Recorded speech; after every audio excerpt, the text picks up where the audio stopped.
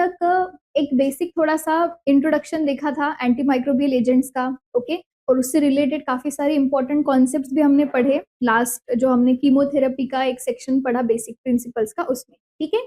तो अभी फाइनली हम डिस्कशन चालू करने वाले हैं एक एक एंटी माइक्रोबियल एजेंट का, राइट। तो एंटी माइक्रोबियल एजेंट्स जो है depending upon the micro organism हम उनको सेवरल कैटेगरीज में क्लासिफाई कर सकते हैं, जैसे कि एंटी बैक्टीरियल एजेंट अगर हम बैक्टीरिया को टारगेट कर रहे हैं तो, then anti fungal agents, anti viral agent, anti protozoal, anti amoebic and anti helminthic, ऐसे काफी सारे रहेंगे, but these are the major sub categories that are included in our syllabus. मतलब हमें सिलेबस में इतने कैटेगरीज के ड्रग्स पढ़ने हैं, ठीक है, जिसमें से the biggest category is the anti bacterial category, ठीक है। अब एंटी बैक्टीरियल वाला जो कैटेगरी है यही से हमें स्टार्ट करना है हमारा स्टडी करना, ओके।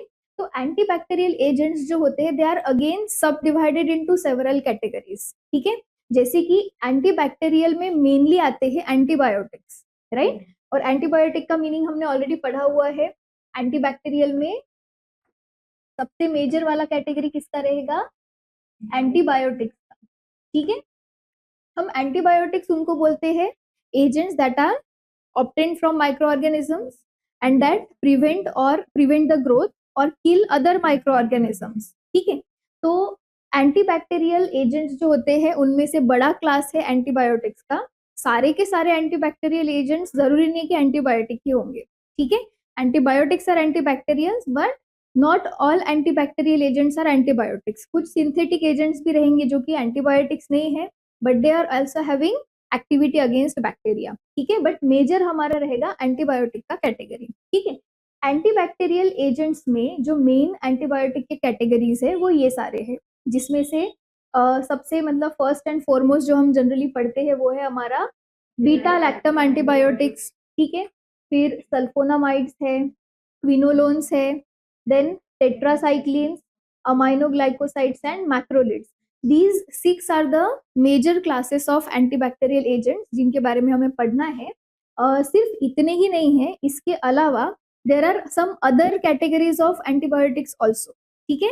जैसे कि एक उसमें है ऑक्साजोलिडिनोन वाला एक कैटेगरी है, पॉलीपेप्टाइड वाला कैटेगरी है, कुछ मिसलेनियस एंटीबैक्टीरियल एजेंट्स हैं, तो ऐसे लिंकोसामाइड्स है, ओके। तो ऐसे ऐसे भी और क्लासेस है, लेकिन उस कैटेगरी में बहुत ज्यादा ड्रग्स नहीं है।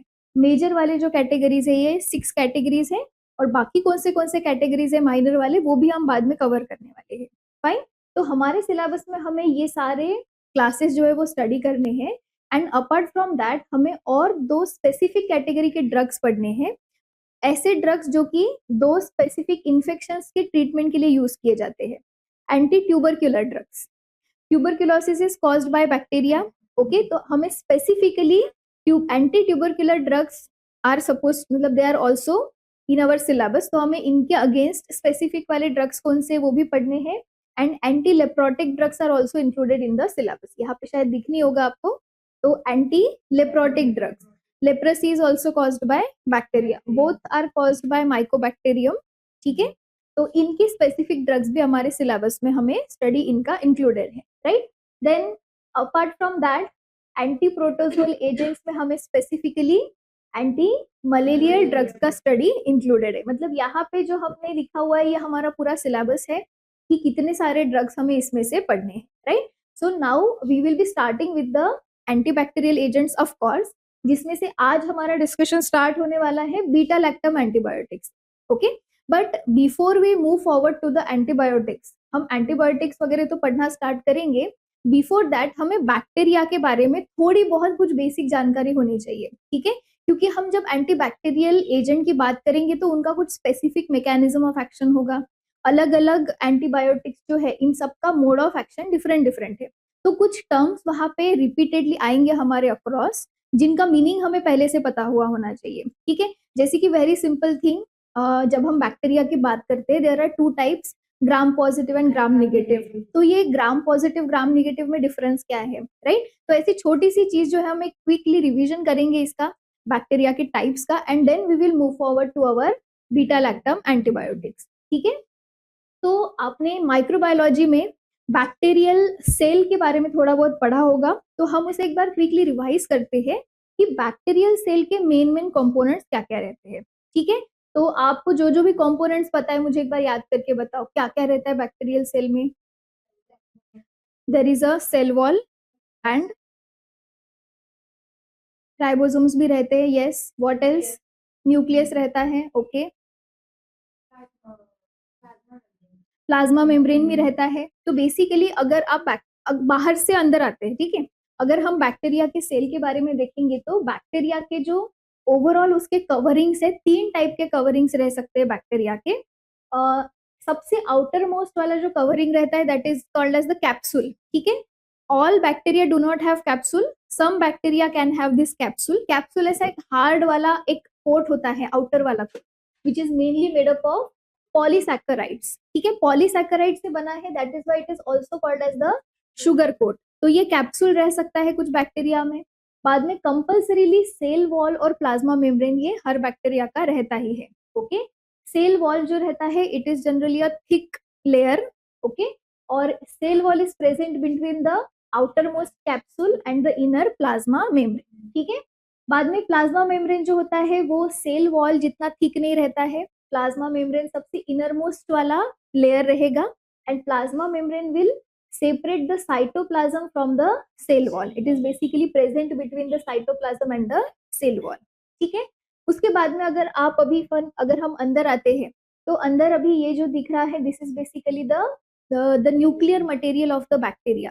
ठीक है, बैक्टीरिया का जो न्यूक्लियस होता है it is not well defined, उसको न्यूक्लियर मेम्ब्रेन नहीं रहता है। मतलब वो ऐसे जैसे हमारा अगर ह्यूमन सेल्स में हम देखेंगे तो जो न्यूक्लियस होता है उसको वेल डिफाइंड न्यूक्लियर मेम्ब्रेन होता है, तो वैसा मेम्ब्रेन बैक्टीरिया के न्यूक्लियस को प्रेजेंट नहीं रहता है।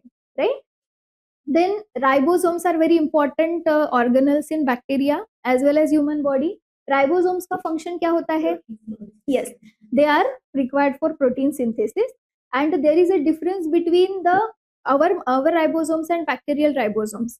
जो बैक्टीरियल राइबोसोम्स रहते हैं दे आर ऑफ 70s सब यूनिट, और जो यूकैरियोटिक्स के जो ये जैसे बैक्टीरिया इज प्रोकैरियोटिक, ठीक है, यूकैरियोटिक सेल्स के जो राइबोसोम्स होते they are 80s ribosomes. Okay, that is the difference. Okay, ये बाद में ये वाला आएगा डिस्कशन 70s राइबोसोम का। Some of the antibiotics inhibit the protein synthesis in bacteria. Right, तो उस टाइम पे हम ये प्रोटीन सिंथेसिस 70s राइबोसोम का डिस्कशन करने वाले हैं। फाइन, अभी बैक्टीरिया का जो न्यूक्लियस होता है उसमें तो डीएनए प्रेजेंट रहेगा बैक्टीरिया का। ठीक है, अपार्ट फ्रॉम दैट कुछ कुछ बैक्टीरिया का न्यूक्लियस के बाहर भी डीएनए प्रेजेंट रहता है। ठीक है, न्यूक्लियस के बाहर अगर डीएनए प्रेजेंट रहता है तो it is present in the form of a plasmid which is called as the circular DNA. Got it? और ये हो गए हमारे मतलब इनसाइड द बैक्टीरिया क्या क्या प्रेजेंट होता है। अभी आउटसाइड ऑफ द बैक्टीरिया दो टाइप के ऑर्गेनल्स प्रेजेंट रह सकते हैं। One of the organelle is called as the flagella. Flagella मतलब एक टेल जैसा एक लॉन्ग वाला अपेंडेज होता है, हेयर लाइक। ठीक है, इट इज जनरली फ्लैजेला एक ही प्रेजेंट रहता है। It can be present in gram positive as well as gram negative bacteria. ठीक है, और ये इसका मेन फंक्शन होता है मोटिलिटी, मतलब बैक्टीरिया मूव करने के लिए फ्लैजेला की मूवमेंट से bacteria can move around. Right, इसके अलावा और काफी सारे ये जो ऐसे छोटे छोटे छोटे हेयर जैसे आपको स्ट्रक्चर दिख रहे होंगे दे आर कॉल्ड एज पिलाई और फिम्ब्री। ठीक है, तो पिलाई जो फ्लैजेला एक ही रहता है, पिलाई काफी सारे रहते हैं and pili are generally shorter and thinner than flagella. Right, तो ये भी हेयर लाइक माइक्रोफाइब्रिल्स हम इनको बोल सकते हैं। फ्लैजेला का फंक्शन होता है मोटिलिटी, पिलाई का फंक्शन होता है अटैचमेंट टू द सरफेस। तब जब बैक्टीरिया अगर इन्फेक्शन कॉज करता है तो इन्फेक्शन कॉज करने के पहले first of all it has to attach to that particular surface. तो ये सरफेस अटैचमेंट के लिए कौन यूजफुल होता है? उसके लिए पिलाई यूजफुल होते हैं। राइट, तो ये है बैक्टीरिया के इंपॉर्टेंट सेल ऑर्गेनल्स। राइट, अभी हमें क्या देखना है? हमें ये देखना है कि बैक्टीरिया के जो दो टाइप हम काफी कॉमनली जो टर्म्स हम यूज करते हैं, ग्राम पॉजिटिव और ग्राम नेगेटिव बैक्टीरिया जो है उनमें मतलब what is the difference between these two. Right, तो इन दोनों के बीच में जो मेजर डिफरेंस रहता है Gram positive gram negative bacteria का, ये डिफरेंस होता है सेल वॉल का डिफरेंस, दोनों के बीच में कौन सा डिफरेंस रहता है, सेल वॉल का, राइट। ये भी शायद आपने पढ़ा होगा। तो ग्राम पॉजिटिव और ग्राम नेगेटिव बैक्टीरिया का, can you tell me some of the, okay. So basic बताओ, मतलब सेल वॉल के बारे में आपको क्या पता है, ग्राम पॉजिटिव और ग्राम नेगेटिव बैक्टीरिया के बारे में। तो सिंपल है, इसीलिए हमें ये रिवाइज करना है क्योंकि ये एकदम बेसिक पार्ट है, but it is also included in your syllabus. Micro में आपको जो बैक्टीरिया है, टाइप्स, ग्राम स्टेनिंग, सब कुछ you are expected to know. क्योंकि हम अभी पढ़ ही रहे हैं तो हम उसको क्या करेंगे, अभी रिवाइज कर लेंगे। तो इन दोनों जो टाइप के बैक्टीरिया है, ग्राम पॉजिटिव और ग्राम निगेटिव, इन दोनों की सेल वॉल जो रहती है उसमें बहुत बड़ा डिफरेंस रहता है। ग्राम पॉजिटिव बैक्टीरिया की सेल वॉल काफी थिक रहती है, ठीक है, और ग्राम नेगेटिव बैक्टीरिया की सेल वॉल थिन रहती है। ग्राम पॉजिटिव बैक्टीरिया की सेल वॉल थिक रहने के पीछे मेजर फैक्टर होता है peptidoglycan, okay. The cell wall of gram positive bacteria is mainly composed of peptidoglycan, जबकि ग्राम नेगेटिव बैक्टीरिया में पेप्टिडोग्लाइकन का परसेंटेज बहुत कम रहता है, ठीक है। तो ग्राम पॉजिटिव में like up to 90% cell wall में कितना रह सकता है पेप्टिडोग्लाइकन, 90% के आसपास सेल वॉल का ये कंपोनेंट होता है।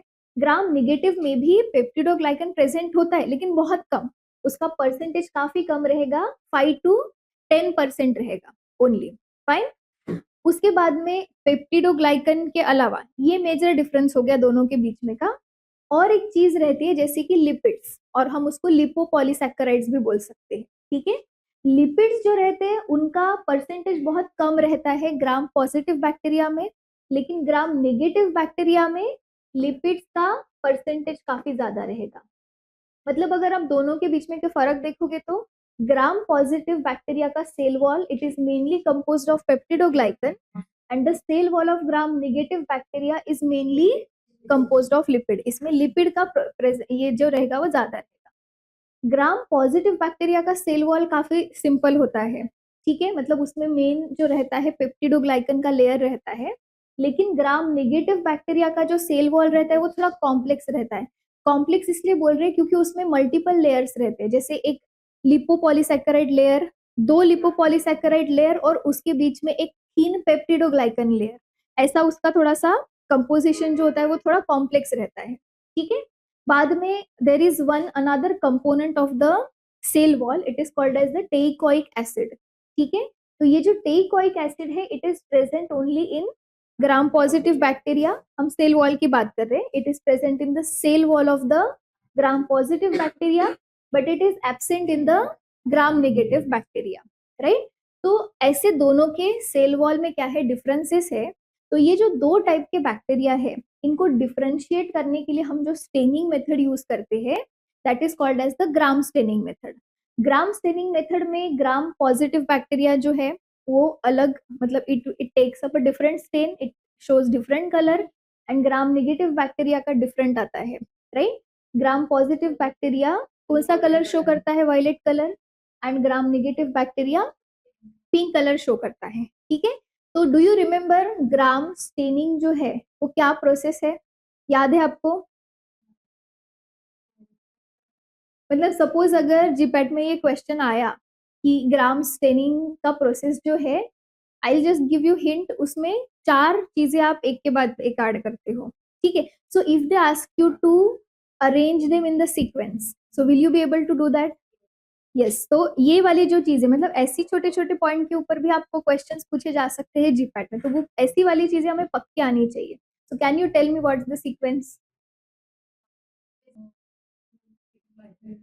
सो बहुत बेसिक चीज है, 11th 12th में भी पढ़ते हैं, बाद में डिग्री में भी पढ़ते हैं, लेकिन फिर भी याद नहीं रहती है, ठीक है। और एग्जैक्टली ऐसी ही चीजें उठा के क्वेश्चन आते हैं, राइट।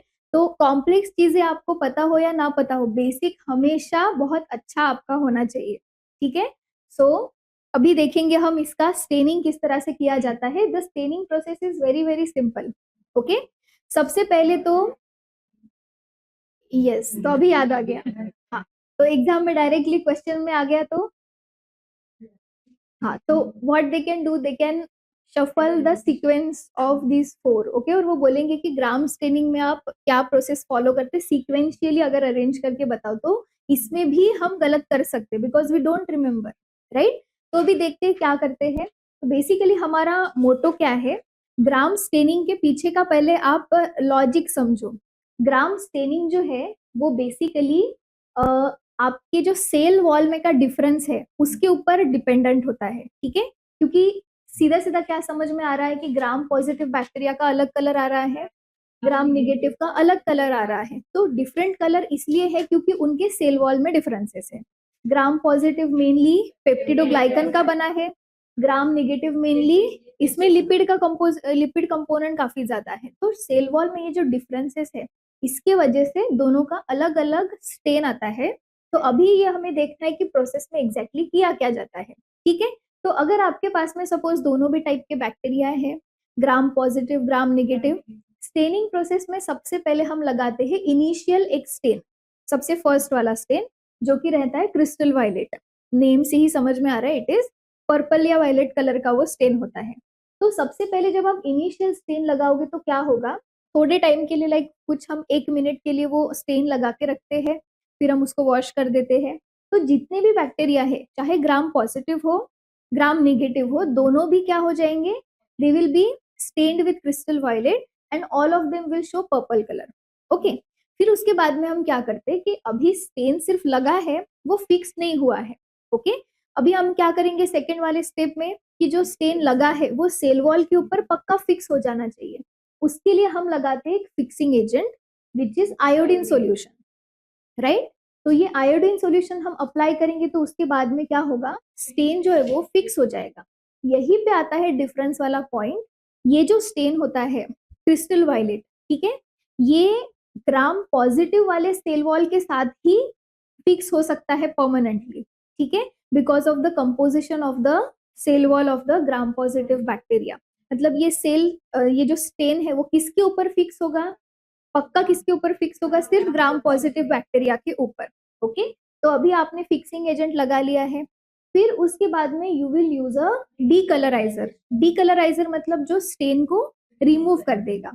तो क्या होगा कि अभी पक्का किसके ऊपर बैठा हुआ है, ग्राम पॉजिटिव के ऊपर पक्का बैठा है। तो फिर वायलेट कलर जो रहेगा इट विल बी रिटेन्ड। जो आपने इनिशियल स्टेन लगाया था वो किसके ऊपर रिटेन्ड रहेगा, सिर्फ ग्राम पॉजिटिव बैक्टीरिया के ऊपर वो लगा हुआ रहेगा। ग्राम नेगेटिव बैक्टीरिया के ऊपर से इनिशियल वाला जो स्टेन है वो रिमूव हो जाएगा क्योंकि उसके सेल वॉल के ऊपर वो फिक्स नहीं होता है, राइट। अब इसके बाद में हम क्या करेंगे, फिर अभी डीकलराइजर आपने यूज कर लिया, इसके बाद में हम लास्ट में लगाएंगे second stain which is also called as the counter stain, ठीक है। काउंटर स्टेन जो होता है इट इज सैफ्रानिन, जो कि पिंक वाला कलर इम्पार्ट करता है। तो सैफ्रानिन लगाने के बाद में क्या होगा, जो आपके ग्राम पॉजिटिव बैक्टीरिया थे उनके ऊपर का पहला वाला स्टेन गया है क्या, नहीं। तो पहला वाला स्टेन अगर नहीं गया है तो उसके ऊपर दूसरा स्टेन फिर लगेगा क्या, नहीं, क्योंकि पहला स्टेन फिक्स हो गया है उसके सेल वॉल पे, राइट। तो फिर ये पिंक वाला कलर सैफ्रानिन का किसके ऊपर लगेगा, ग्राम नेगेटिव बैक्टीरिया के ऊपर लगेगा, राइट। तो फिर इस तरीके से हमें डिफरेंस पता चलेगा कि at the end of the counter stand आपको जो ग्राम नेगेटिव बैक्टीरिया रहेंगे वो उनके ऊपर सैफ्रानिन का पिंक कलर आपको दिखेगा और ग्राम पॉजिटिव वाले बैक्टीरिया है वो वायलेट कलर के ही रहेंगे, right. So this is the sequence you have to remember. First initial stain which is crystal violet, then fixing agent which is iodine, then decolouriser जो कि इथेनॉल यूज करते हैं 95% इथेनॉल, राइट, एंड लास्ट में counter stain which is safranin, okay. Process clear अभी gram staining का। तो और gram staining के पीछे का जो ये कलर डिफरेंस है वो किसकी वजह से है, सेल वॉल के डिफरेंसेस की वजह से। बेसिकली क्या होता है कि जब आप फिक्सिंग एजेंट लगाते हो, फिक्सिंग एजेंट लगाने के बाद में क्या होता है कि जो आपका सेल वॉल है और जो स्टेन है इनके इनके बीच में कॉम्प्लेक्स बनता है। कॉम्प्लेक्स मतलब क्या हो गया, दोनों के बीच में बाइंडिंग हो गया। तो इसीलिए ये जो स्टेन है ये ग्राम पॉजिटिव बैक्टीरिया का जो सेल वॉल है उसके साथ में बाइंड हो जाता है और ये बाइंडिंग इंटरेक्शन सिर्फ ग्राम पॉजिटिव के साथ में होता है, ग्राम नेगेटिव में नहीं होता है, ओके। तो इस तरह से हमने अभी ग्राम स्टेनिंग रिवाइज कर लिया है और अभी फाइनली फिर हम हमारा आगे का डिस्कशन कैरी ऑन कर सकते हैं अबाउट द एंटीबायोटिक्स, राइट। सो सबसे पहले हमारा डिस्कशन रहेगा बीटा लैक्टम एंटीबायोटिक कैटेगरी के बारे में। Okay, so before we move forward to the beta lactam antibiotic category, first of all हम इसका मीनिंग समझते हैं कि इस कैटेगरी को जो नाम दिया गया है बीटा लैक्टम, उसका एग्जैक्टली मीनिंग क्या होता है। ठीक है, तो बीटा लैक्टम ये जो नेम है ये बेसिकली उस एंटीबायोटिक के केमिकल स्ट्रक्चर के बारे में हमें इंफॉर्मेशन दे रहा है, right. So first of all ये आप मुझे एक बात बताइए, have you heard of the word lactam? Lactose नहीं, लैक्टिक एसिड भी नहीं, लैक्टम ये वर्ड आपने सुना है क्या इसके पहले? नहीं। ओके, अमाइड आपने सुना है? अमाइड, ठीक है। So you know about the amide. Amide मतलब क्या होता है? Which functional group? Very good, C double bond O NH2, that is amide. So हम अमाइड को भी ड्रॉ करते हैं यहाँ पे, this is your amide group. Okay, अभी लैक्टम का मतलब क्या होता है? लैक्टम मीन्स साइक्लिक अमाइड, मतलब अमाइड ये जो ग्रुप है अगर ये एक साइक्लिक रिंग में प्रेजेंट है तो फिर हम उसको क्या बोलते हैं? It is called as lactam. For example, मतलब सीधा सीधा हम क्या करेंगे, अभी सपोज ये अमाइड ग्रुप है तो हम ये अगर ऐसे रिंग वाले फॉर्म में अगर ये कनेक्ट कर देते हैं then it will become cyclic amide, और साइक्लिक अमाइड को ही हम क्या बोल रहे हैं? We are calling it as the lactam.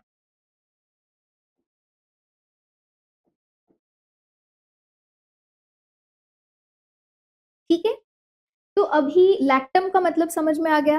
अब स्ट्रक्चर में हमने क्या बोला हुआ है? Beta lactam. तो बीटा लैक्टम का मतलब समझते हैं क्या होता है। अभी ये जो रिंग है, कोई भी अगर रिंग आपको बनानी है तो मिनिमम कितने कार्बन चाहिए, मतलब मिनिमम कितने मेंबर चाहिए रिंग में? तीन की नहीं बन सकती रिंग, मिनिमम तीन रह सकते हैं। ठीक है, और अभी बीटा लैक्टम रिंग क्या होती है वो मैं आपको यहाँ पे ड्रॉ करके बताती हूँ। तो लेट्स ड्रॉ द स्ट्रक्चर। देखो ये हो गया आपका अमाइड वाला पार्ट। ठीक है, अभी मैं इसका एक 4 मेंबर्ड वाला रिंग बनाऊंगी, राइट। ये हो गया हमारा 4 मेंबर्ड रिंग। अभी यहाँ पे बीटा का मतलब क्या होता है? You know that carbonyl carbon जो है C double bond O, this is the carbonyl carbon, इसके एडजेसेंट को हम क्या बोलते हैं? अल्फा कार्बन, और उसके नेक्स्ट वाले को हम क्या बोलेंगे? Beta carbon. तो बेसिकली ये जो रिंग है ये कनेक्ट कौन से कार्बन से है? जो आपका जो क्या बोलते हैं इसको, जो अमाइड का जो नाइट्रोजन है वो किस कार्बन के थ्रू कनेक्ट हुआ है? बीटा कार्बन के थ्रू कनेक्ट हुआ है, that is why it is called as the beta lactam ring. समझ में आ गया? तो बीटा लैक्टम रिंग का मतलब क्या हो गया? 4 membered cyclic lactone. So beta lactam is simply a 4 membered cyclic lactam, right. तो इसी तरीके से जैसे बीटा लैक्टम हमने बनाया वैसे गैमा लैक्टम भी बन सकता है। गैमा लैक्टम मतलब क्या होगा?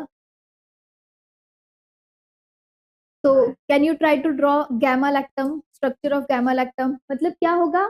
इंस्टेड ऑफ बीटा, गैमा वाला जो कार्बन है that will be attach to NH। So try to draw it, मुझे ड्रॉ करके बताइए।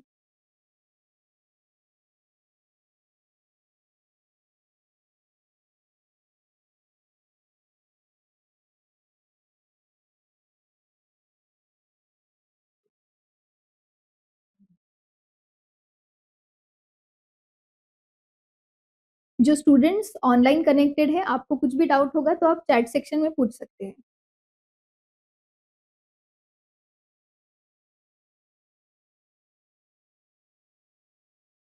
Right, done. So gamma lactam वाला स्ट्रक्चर कैसा आएगा हमारा? आप कैसे भी ड्रॉ कर सकते हो, डजेंट मैटर, सिर्फ जो आपने कनेक्शन किया है वो सही होना चाहिए।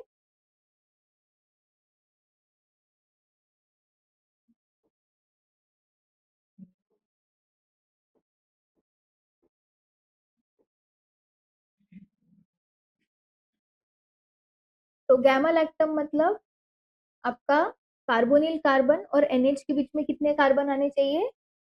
3 कार्बन आने चाहिए. This will be alpha, carbonyl carbon के बाजू का, this will be beta and this will be gamma, right. तो ये हो गया आपका गैमा लैक्टम रिंग.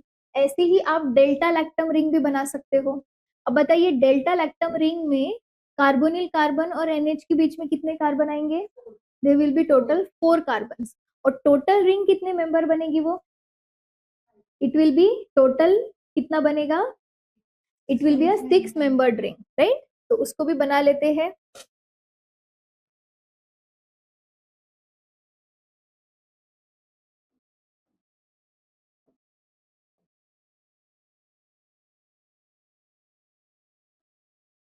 कुछ इस तरह से उसका स्ट्रक्चर रहेगा डेल्टा लैक्टम का. Alpha, beta, gamma and delta. Okay. तो ये हो गए हमारे बेसिकली लैक्टम के रिंग्स. ओके. तो मतलब ऐसा नहीं है कि सिर्फ बीटा लैक्टम ही होता है. We can have gamma lactam और डेल्टा लैक्टम ऑल्सो. बट जो बीटा लैक्टम एंटीबायोटिक्स है उन सभी एंटीबायोटिक्स की कॉमन चीज ये है कि सभी में कौन सी रिंग प्रेजेंट रहती है? बीटा लैक्टम रिंग प्रेजेंट रहती है. इसीलिए फिर उस क्लास को बीटा लैक्टम एंटीबायोटिक्स ऐसा नाम दे दिया. ठीक है. तो अभी बीटा लैक्टम एंटीबायोटिक्स में क्या क्या आता है वो वाली चीज हमें स्टडी करनी है. फाइन. तो पहले हमें स्ट्रक्चरल फीचर ही समझने हैं, तब जाके हम आगे एंटीबायोटिक्स को समझ पाएंगे, राइट. बीटा लैक्टम एंटीबायोटिक्स जो है इसमें मेजर आते हैं 4 सब कैटेगरीज, राइट. पहला इसमें से सबसे मेजर कैटेगरी है पेनिसिलिन्स का, cephalosporins, carbapenems and monobactam. These are the 4 antibiotic categories जो कि सारे के सारे आते हैं बीटा लैक्टम एंटीबायोटिक्स में. ओके. तो अभी चारों में क्या क्या फर्क है वो हम देखेंगे.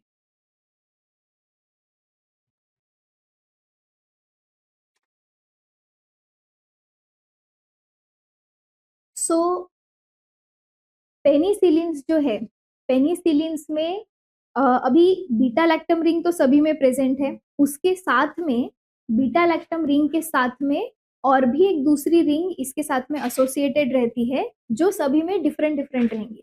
Beta lactam ring will be common and उसके साथ में जो फ्यूज्ड दूसरा रिंग है that is going to be different in the 4 cases, right. तो सबसे पहले पेनिसिलिन्स में कौन सा रिंग स्ट्रक्चर रहता है वो देखेंगे. हम अभी किसी भी इंडिविजुअल ड्रग का स्ट्रक्चर नहीं निकालने वाले, हम इसका सिर्फ एक बेसिक स्केलेटन जो होता है कोर स्ट्रक्चर सिर्फ निकालने वाले हैं. फाइन. तो पेनिसिलिन्स में जो रिंग प्रेजेंट रहता है उसका नाम है पिनम रिंग.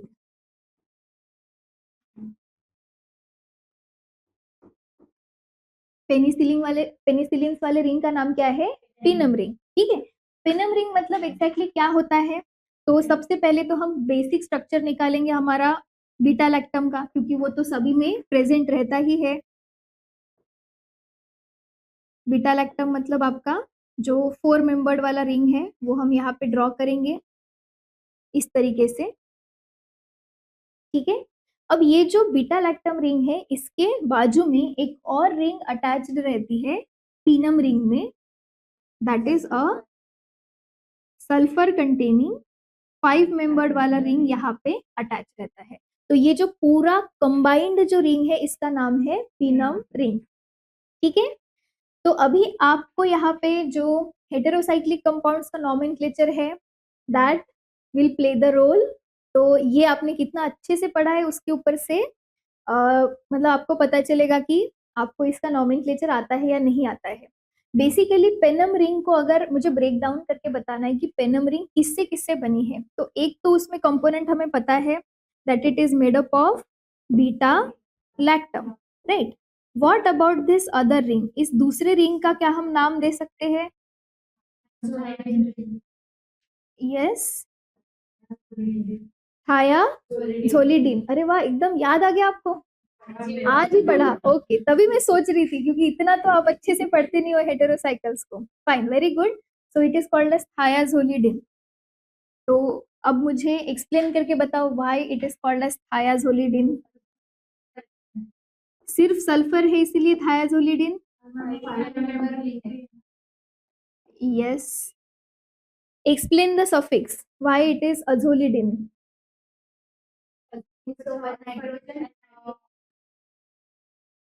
तो अगर आपको हेटेरोसाइक्लिक कंपाउंड्स का नॉमेनक्लेचर याद होगा तो nitrogen containing 3 membered, 4 membered and 5 membered जो कंपाउंड्स है उनके सफिक्स क्या क्या रहते हैं? ओलिडीन, इरिडीन, इटिडीन एंड ओलिडीन, ऐसे उनके सफिक्स रहते, राइट। अगर वो अनसैचुरेटेड रहती थी तो फिर उसका सफिक्स जो रहता था वो डिफरेंट रहता था, वो रहता था ओल. It is saturated and it is nitrogen containing, so the suffix is for 5 membered saturated nitrogen containing ring, the suffix is olidine. One nitrogen is there, इसीलिए उसको लगेगा अधा, and एक और हेटेरो एटम प्रेजेंट है सल्फर, उसके लिए सामने लगा थाया. थाया पहले क्यों लिखा? There is a sequence. सबसे पहला प्रायोरिटी मिलता है ऑक्सीजन को, फिर मिलता है सल्फर को, फिर मिलता है नाइट्रोजन को. तो इसीलिए नाम में पहले हम क्या लिखते हैं? थाया पहले लिखेंगे, ठीक है. तो ये हो गया आपका थायाजोलिडिन रिंग. तो ऐसा कभी स्ट्रक्चर बेस्ड क्वेश्चन आ सकता है कि पेनिसिलिन्स में कौन सा वाला रिंग प्रेजेंट है, राइट. तो ये बेसिक जो कोर रिंग है वो आपको याद रखना है, ओके. फिर इसके बाद में अभी जैसा पेनिसिलिन का स्ट्रक्चर है उससे काफी सिमिलर स्ट्रक्चर है सिफालोस्पोरिन्स का, ठीक है. तो अभी बताओ सिफालोस्पोरिन्स में जो रिंग प्रेजेंट रहता है उसका नाम क्या है? Cepham ring. It is called as cepham ring.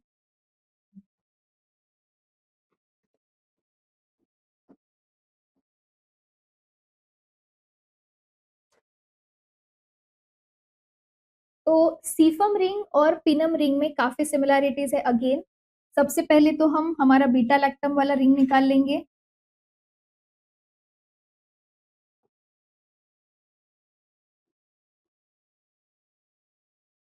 Okay, ये हो गया beta lactam ring.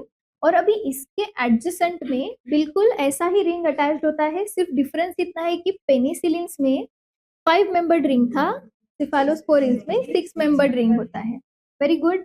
So we have this 6 membered adjacent ring fuse to it. Okay, तो अभी हमें फिर से इसके नाम देने हैं. तो अब मुझे बताओ इसका नाम क्या आएगा?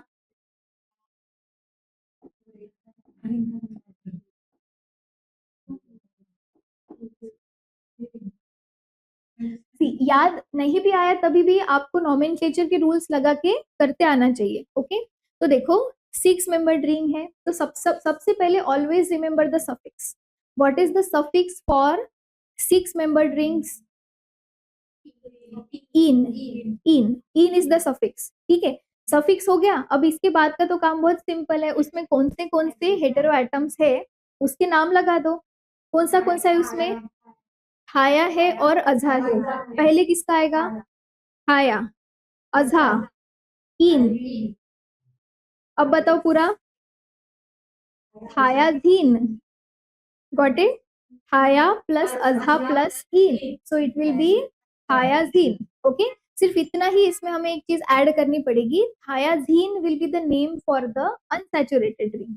आपने उसको सैचुरेट कर दिया है तो उसके लिए आपको उसमें नाम के सामने लगाना पड़ेगा टेट्राहाइड्रो, क्योंकि वहां पे क्या हो गया है? Thiazine will be the name for the unsaturated ring जिसमें डबल बॉन्ड्स रहेंगे. इसमें डबल बॉन्ड्स प्रेजेंट नहीं है, it is saturated.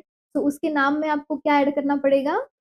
2 double bonds नहीं है तो टेट्राहाइड्रोथायाजीन, ठीक है. तो हमेशा याद रखो नॉमेनक्लेचर के रूल्स अगर आप याद रखते हो तो आप कोई भी हेटेरोसाइक्लिक रिंग का एटलीस्ट सिंपल रिंग्स का तो भी नाम आपको याद रखने की जरूरत नहीं है.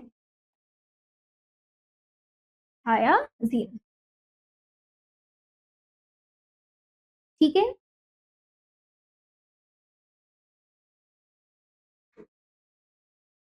राइट, ये हो गया पेनिसिलिन्स और सिफालोस्पोरिन्स का जो कोर स्ट्रक्चर है वो. अगर आप देखेंगे तो बहुत ज्यादा सिमिलैरिटी है दोनों के स्ट्रक्चर्स में, ओके. सिर्फ पेनिसिलिन में 5 मेंबर्ड रिंग है और सिफालोस्पोरिन्स में 6 मेंबर्ड रिंग है, ठीक है. अब इसके बाद में नेक्स्ट वाला कैटेगरी है कार्बापिनीम्स का कैटेगरी, ठीक है. पिनीम में जो रिंग प्रेजेंट होती है it is not penam ring, ठीक है. It is called as car, उसके रिंग का ही नाम है कार्बापिनीम, नॉट पिनम, ओके. वो जो माइनर डिफरेंस है उसके ऊपर ध्यान देना. इट इज पिनीम, कार्बापिनीम, एंड पेनिसिलिन वाले रिंग का नाम है पेनम। ठीक है, तो अभी मुझे बताइए पेनम के जगह पे पिनिम किया, मतलब स्ट्रक्चर में क्या चेंज हुआ होगा? डबल बॉन्ड ऐड किया होगा। जनरली हम इन अल्कीन्स के लिए यूज करते हैं, राइट। और दूसरी चीज क्या है? कार्बा। अब देखो इसमें फर्क क्या होता है। कार्बापिनिन्स का जो बेसिक कोर स्ट्रक्चर है वो इसके जैसा ही है, पिनम रिंग के जैसा। ठीक है, सिर्फ अभी हम डिफरेंस ड्रॉ करेंगे इसका क्या होता है। पहले तो हमेशा की तरह we will draw the beta lactam ring. ये बीटा लैक्टम वाला पार्ट हो गया। अब इसके साथ में एडजेसेंट में जो रिंग प्रेजेंट रहता है उसमें सल्फर नहीं रहता है। ठीक है, यहाँ पे instead of that the sulphur is replaced by the carbon, that is why it is called as the carbapenem. एक डबल बॉन्ड भी है यहाँ पे, इसीलिए पेनम के जगह पे हमने उसको क्या किया? पिनिम किया, राइट।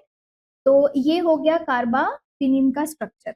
ओके, तो अभी अगेन अगर मुझे इसका ब्रेक डाउन करके लिखना है तो मुझे क्या क्या लिखना पड़ेगा? कार्बापिनिम में बीटा लैक्टम प्रेजेंट है,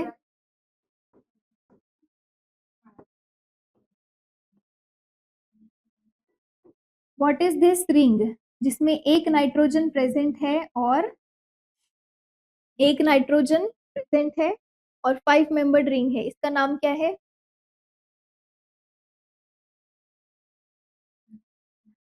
कल आपको हेटेरोसाइकल्स रिवाइज करके आने हैं, पूरे के पूरे आने के बाद में पहले हेटेरोसाइकल्स लिख के बताओगे, उसके बाद ही लेक्चर आगे बढ़ेगा। ठीक है, ये रिंग का नाम क्या होता है? It's very,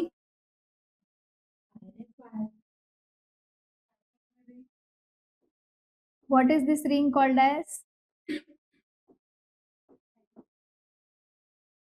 Pyrrole. But is it the pyrrole ring? Can you see one? What is difference? One double bond is missing. It is saturated. अगर एक पायरोल में से एक डबल बॉन्ड अगर सैचुरेट हो जाता है तो उसका नाम क्या होता है? उसका नाम क्या होता है? पायरोलिन। अगर दोनों भी डबल बॉन्ड्स निकल जाते हैं तो इट विल बी पायरोलिडीन। ठीक है, तो एग्जैक्टली पायरोल नहीं है उसका, मतलब जो कोर स्ट्रक्चर है वो पायरोलिडीन का है। ठीक है, जिसमें आपने फिर क्या किया है, मतलब जो टेक्स्ट बुक वाला जो मैं आपको बता रही हूँ कि it is given as pyrrolidine. ठीक है, पायरोलिडीन जो होता है उसमें दोनों भी डबल बॉन्ड सैचुरेटेड होते हैं, तो बेसिकली उनका बोलना ये है कि कोर वाली जो रिंग है वो पायरोलिडीन डिराइव्ड है, इसीलिए उन्होंने उसको बीटा लैक्टम प्लस पायरोलिडीन ऐसे बता रहे हैं। अदरवाइज अगर एग्जैक्ट रिंग का नाम बताना है तो इट विल बी पायरोलिन। पायरोलिन। ठीक है, फाइन। तो ये हो गया कार्बापिनिम्स। मतलब कार्बापिनिम्स भी बहुत ज्यादा डिफरेंट नहीं है स्ट्रक्चरली, सिर्फ क्या है यहाँ पे जो सल्फर होता था पेनिसिलिन्स में उसके जगह पे यहाँ पे कार्बन है और एक डबल बॉन्ड आ गया है, तो it is the penem ring, right. अब इसके बाद में लास्ट वाला कैटेगरी किसका है? मोनोबैक्टम्स का। सो मोनो मतलब क्या है? Single. Monobactam, beta lactam ring यहाँ पे अकेली है, उसके साथ में दूसरा कोई नहीं है, इसीलिए उसका नाम है मोनोबैक्टम। मतलब इसमें क्या रहेगी? सिर्फ बीटा लैक्टम रिंग ही रहेगी, साथ में फ्यूज्ड दूसरी कोई रिंग नहीं रहेगी। Okay, so monobactams are going to be very very simple. Monobactam में मतलब क्या रहेगा? सिर्फ एक ही रिंग प्रेजेंट रहेगी।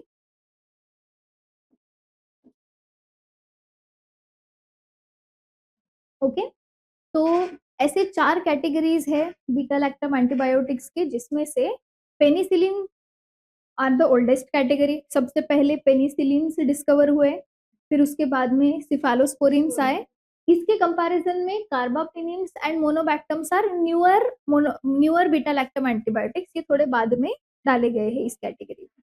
ठीक है, तो अभी ऐसे मतलब 4 कैटेगरीज हमें बीटा लैक्टम में पढ़नी है। ओके, तो हम सबसे पहले स्टार्ट करेंगे पेनिसिलिन्स वाले कैटेगरी से। ओके, तो पेनिसिलिन की जो स्टोरी थी वो तो आपको सबको कभी ना कभी आपने पढ़ी होगी, पेनिसिलिन किस तरह से डिस्कवर हुआ था। सो व्हाट इज द स्टोरी?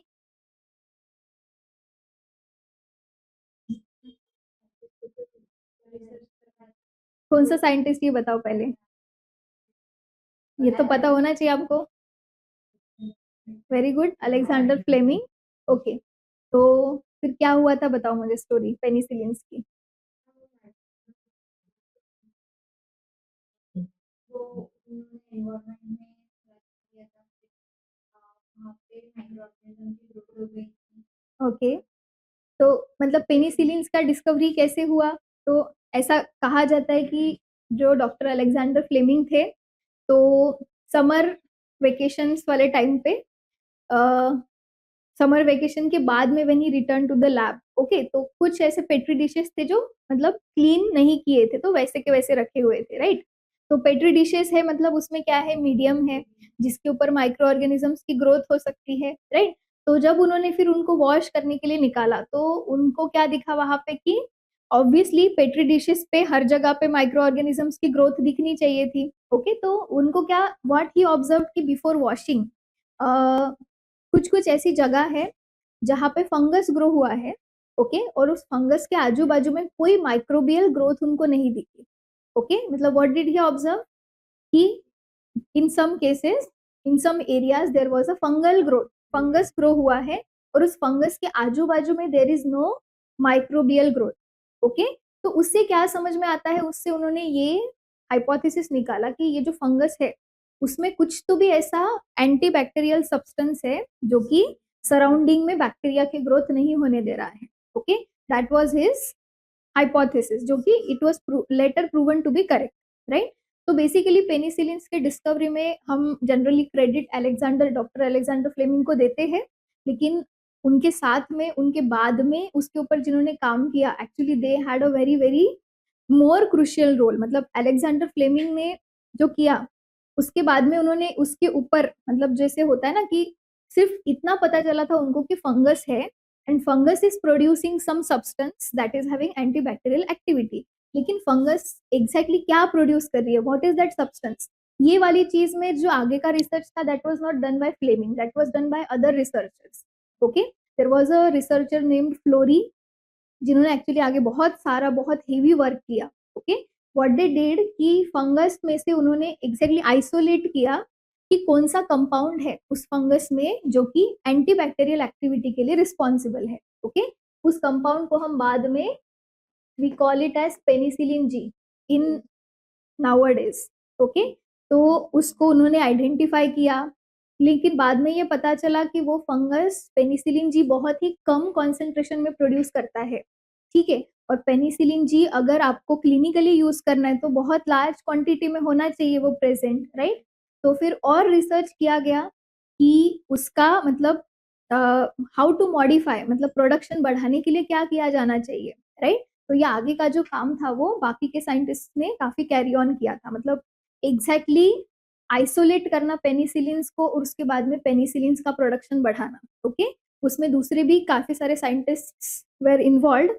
तो इसीलिए जब नोबेल प्राइज मिला था तो सिर्फ फ्लेमिंग को नहीं, उसके साथ में आगे जिन्होंने काम किया उन सबको भी उसमें क्रेडिट दिया गया है, ठीक है। तो बेसिकली जो ओरिजिनल फंगस जो था, मतलब सबसे पहले अलेक्जेंडर फ्लेमिंग ने जिस फंगस को ऑब्जर्व किया था उस फंगस का नाम था पेनिसिलियम नोटाटम, ठीक है। लेकिन ये जो पेनिसिलियम नोटाटम है इट इज नॉट, मतलब वो बहुत, उसका ईल्ड बहुत कम है, मतलब उसमें पेनिसिलिन का जो कॉन्सेंट्रेशन था वो बहुत ही कम था, ठीक है। तो बाद में फिर उन्होंने क्या किया कि they try to identify other sources कि ऐसा दूसरा कोई है क्या कि जिसमें पेनिसिलिन ज्यादा प्रोड्यूस होते हैं। तो दूसरा जो स्पीशीज है उसी का पेनिसिलियम ट्राइसोजिनम, ये वाला जो फंगस है मतलब पेनिसिलियम का ही है बस दूसरा वाला है, instead of notatum it is penicillium chrysogenum. तो ये पेनिसिलियम ट्राइसोजिनम काफी ज्यादा लार्ज क्वांटिटी में पेनिसिलिन जी प्रोड्यूस कर सकता है, ठीक है। तो अभी प्रेजेंट वाला जो सोर्स होता है that is not notatum, that is penicillium chrysogenum, okay. तो अभी हमें थोड़ा सा, हम अभी क्या करेंगे, कोर स्ट्रक्चर हम देख चुके हैं पेनिसिलिन में क्या होता है, इट इज पिनम रिंग, मतलब बीटा लैक्टम रिंग और उसके साथ में क्या होता है, थायाजोलिडिन रिंग होती है, ठीक है। सबसे पहले तो अभी हम क्या करेंगे, इसका नंबरिंग करेंगे बिकॉज हम अभी पेनिसिलिन की फार्माकोलॉजी के साथ में उसका केमिस्ट्री भी पढ़ेंगे, तो हमें नॉमेनक्लेचर ये सब चीजें आती चाहिए, ओके। तो नाउ अब मुझे बताइए कि आप नंबरिंग इस रिंग का, this is the penam ring, इसका नंबरिंग आप कहाँ से करेंगे, सल्फर से करेंगे, वेरी गुड। तो basically there were two types of numbering that were done, जो अभी आपने बताया वो एकदम सही है। जो नंबरिंग हम यूजुअली फॉलो करते हैं वो वाला नंबरिंग है जिसमें हम सल्फर से स्टार्ट करते हैं, ठीक है। सल्फर से स्टार्ट करेंगे, देन 2, 3, फिर उसके बाद में 4, इसी को कंटिन्यू करेंगे 5, 6 एंड 7। इस तरह से आपको इस रिंग का नंबरिंग करना होता है। This is the numbering which is adopted by chemical abstracts, okay. और एक टाइप का नंबरिंग होता है जो हम फॉलो नहीं करते, लेकिन जस्ट इंफॉर्मेशन के लिए आपको बता के रख रही हूँ। दूसरा एक नंबरिंग सिस्टम है जिसमें नाइट्रोजन से भी नंबरिंग करते हैं, ठीक है। अगर नाइट्रोजन से नंबरिंग किया तो नंबरिंग कैसा जाएगा, 1, 2, 3, 4, 5, 6 एंड 7। ये वाला जो नंबरिंग है this was used by the USP, United states pharmacopoeia. But normally जो हम यूज करते हैं वो कौन सा वाला यूज करना है, हमें केमिकल एब्स्ट्रैक्ट, इंडियन नहीं, केमिकल एब्स्ट्रैक्ट वाला यूज करना है। फाइन, तो कौन सा मतलब केमिकल एब्स्ट्रैक्ट का, केमिकल एब्स्ट्रैक्ट एक मतलब डिक्शनरी जैसा है, केमिकल कंपाउंड्स की डिक्शनरी जैसा। मतलब जैसे अगर हम कोई वर्ड अगर ढूंढना है तो जैसे डिक्शनरी में ढूंढते हैं, तो वैसे ही अगर आपको कोई भी केमिकल स्ट्रक्चर के बारे में इंफॉर्मेशन चाहिए तो ऐसे बड़ा सा वॉल्यूम है, काफी सारे वॉल्यूम से, कॉल्ड एज केमिकल एब्स्ट्रैक्ट्स, जो कि स्टैंडर्ड माने जाते हैं, ठीक है। तो केमिकल एब्स्ट्रैक्ट्स में जो पेनिसिलिन का ये जो रिंग है, इसका जो नंबरिंग अडॉप्ट किया है दैट इज ये वाला नंबरिंग जो कि सल्फर से स्टार्ट होता है, ठीक है। तो ऐसा कुछ नहीं है कि एक कोई पर्टिकुलर गलत है या फिर सही है, दोनों आपको इसलिए बता के रख रही हूँ कि हो सकता है कि किसी बुक में आपको ऐसा वाला मिले, तो इसका मतलब ये नहीं है कि उन्होंने गलत नंबरिंग किया है, वो यूएसपी वाला नंबरिंग सिस्टम फॉलो करते हैं। तो हम जो फॉलो करते हैं, जो आपके टेक्स्ट बुक्स में फॉलो किया गया है, वो केमिकल एब्स्ट्रैक्ट वाला है, तो इसीलिए इसको आपको कंटिन्यू रखना है। अब दोनों नंबरिंग के पीछे आप लॉजिक देखो क्या है। हेटेरोसाइक्लिक कंपाउंड्स के अगर हम रूल्स के मुताबिक जाएंगे, ठीक है, तो as per the rules you know that sulphur has is more, sulphur का प्रेफरेंस बड़ा है नाइट्रोजन के ऊपर, तो उस हिसाब से नाइट्रोजन सल्फर को जाना चाहिए, ठीक है। ये वाला जो नंबरिंग है यहाँ पे बाईसाइक्लिक कंपाउंड्स का नंबरिंग फॉलो किया गया है।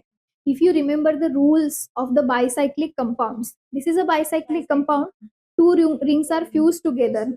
तो बायसाइक्लिक कंपाउंड्स का जो नंबरिंग होता है, हम कहाँ से स्टार्ट करते हैं, we start from the bridge head, okay. जो दोनों भी रिंग्स के जो कॉमन वाले जो एटम्स होते हैं वहां से स्टार्ट करते हैं, तो इसीलिए यहाँ पे नाइट्रोजन से स्टार्ट हुआ है। समझ में आया कि यहाँ पे ऐसा और वहां पे वैसा क्यों, ओके। तो ऐसा मतलब कोई गलत नहीं है, बट ये वाला जो है वो ज्यादा एक्सेप्टेड है।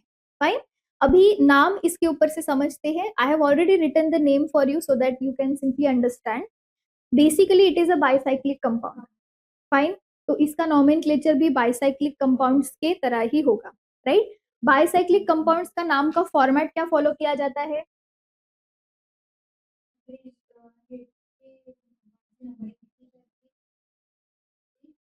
नहीं नंबरिंग नहीं, नॉमेनक्लेचर, नॉमेनक्लेचर हम क्या लिखते हैं, नाम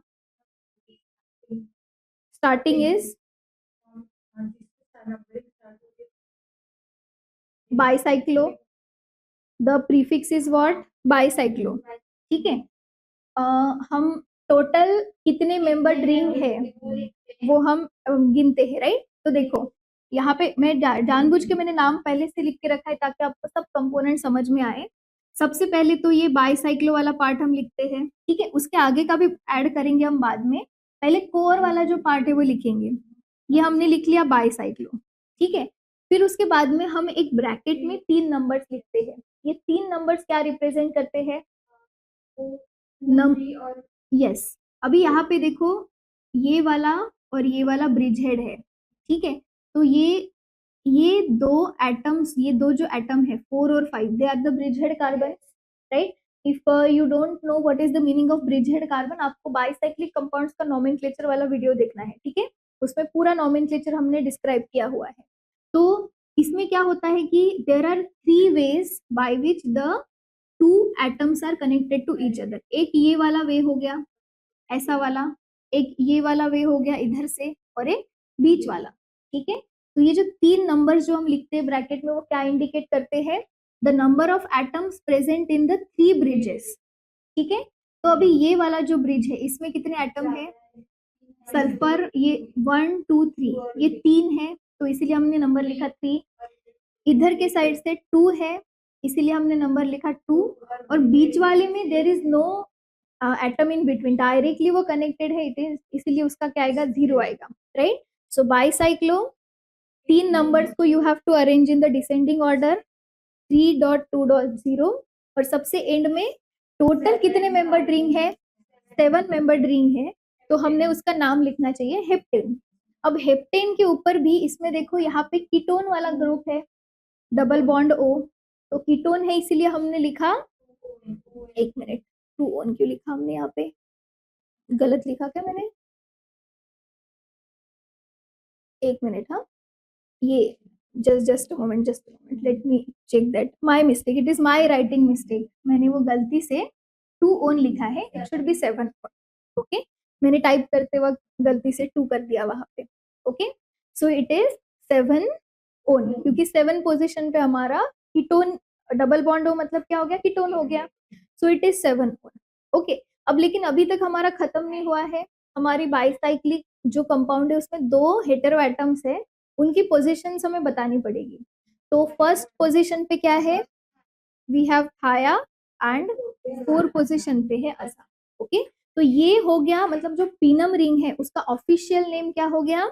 1 थाया 4 अजा bicyclo 320 heptane 7 own. Got it? ऐसे भी क्वेश्चंस आते हैं जो मेडिसिनल केमिस्ट्री रिलेटेड क्वेश्चंस होते हैं, उसमें वो इस तरह से पूछेंगे कि जो पिनम रिंग है उसका which of the following is the correct आईयूपीएससी name for so and so ring. ठीक है, तो अगर आपको इवन रिंग भी याद है तभी भी आप ये नाम लर्न करने के लिए नहीं रहते, या पूरा अपने मन से लिख सकते हो अगर आपको बेसिक नॉमेनक्लेचर के रूल्स पता है तो। ठीक है, तो ये हो गया आपके पिनंग वाले रिंग का नॉमेनक्लेचर, राइट। और नंबरिंग कौन सा फॉलो करना है? ये वाला फॉलो करना है, ये वाला जो है ये यूएसपी वाला है, ये हम यूज नहीं करेंगे। फाइन, तो अभी पिनम रिंग का ऑफिशियल नेम हमने देख लिया है। अब इसके बाद में हमें ये देखना है कि पेनिसिलिन्स जब हम बोलते हैं तो पेनिसिलिन के स्ट्रक्चर में इसके साथ में और क्या क्या सब्सटीट्यूएंट इसके ऊपर अटैच रहते हैं, राइट। पेनिसिलिन मतलब ये इसका सिर्फ 4 पार्ट हो गया, इसको इसके ऊपर कुछ अटैचमेंट्स रहेंगे, कुछ सब्सटीट्यूएंट्स रहेंगे, राइट, तो वो हमें देखने हैं। तो एक और स्ट्रक्चर निकालिए, फिर से बेसिक पिनम रिंग का स्ट्रक्चर निकालो, उसका नंबरिंग करेंगे हम, और इसके ऊपर के भी हम सारे सब्सटीट्यूएंट्स देखेंगे। ओके, वन बाय वन एक एक करके यहाँ पे ड्रॉ करेंगे। सबसे पहले तो 2 पोजीशन पे क्या होता है वो हम देखते हैं। 2 पोजीशन पे 2 मिथिल ग्रुप्स प्रेजेंट होते हैं, right. So we have 2 methyl groups here.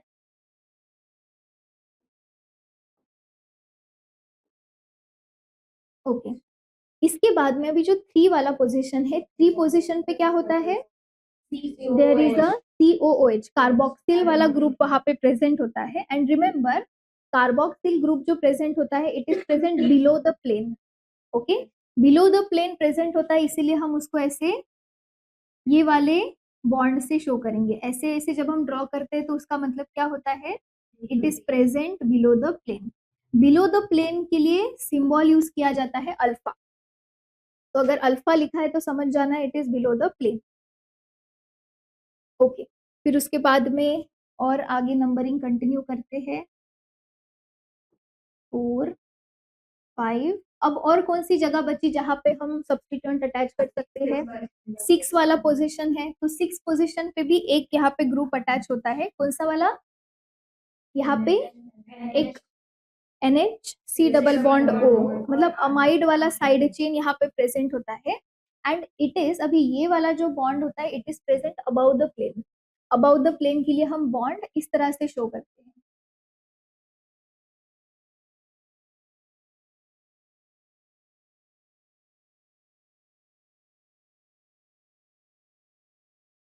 Okay, ऐसा अगर मतलब इसको बोलते हैं वेज, इसको बोलते हैं डैश। बिलो द प्लेन वाला डैश वाला होता है, अबाउट द प्लेन वाला वेज वाले फॉर्मेट में होता है, राइट। तो NH C double bond O, और अब इसको कोई भी R ग्रुप अटैच रह सकता है